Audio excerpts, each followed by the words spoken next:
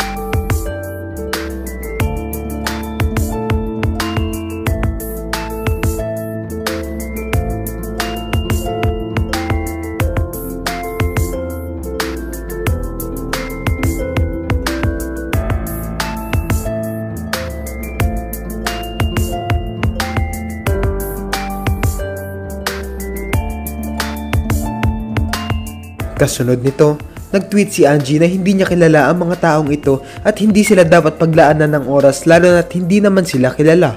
Mag-focus na lang umano sila sa kanilang mga goals.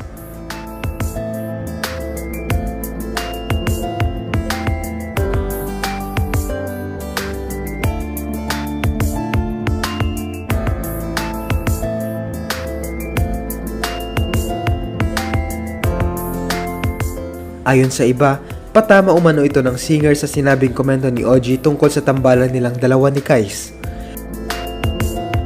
Pero kailan lang sa kanyang interview kay DJ Jaiho, nilinaw ni Angie na hindi patama ang tweet niyang ito kay OG. Ayon sa kanya, para ito sa isang taong nangharas sa kanya sa isang social media platform. Sinabihan niya umano ang kanyang mga fans na wag na itong patulan lalo pat hindi naman nila kilala ang taong ito. Got bashed kasi I posted I was sexually harassed in another platform, FB yata yun. I was sexually harassed, and then I was there to like call my sunshines and tell them na wag na natin patulan kasi at the end of the day di naman natin sila kilala, they're just there to judge us and all like that. So yung nangyari, actually ang gagaling ng basher, kinonect nila yung tweet ko sa sinabi ni Mama Oj. Tapos sabi ko, wala naman akong sinabing gano'n kay Mama Oj, ganyan. I mean, they're really good, but then sometimes there are people na na ang hirap kasi mag-explain, and I don't wanna prove myself to anyone else kasi at the end of the day, may mga tao na who they believe what they believe in, and we cannot change their mind if they're close-minded. So I just let them be, and then I don't talk anymore because I let them talk, and I'm just here gonna do my thing. Totoo. Ano ang masasabi nyo rito?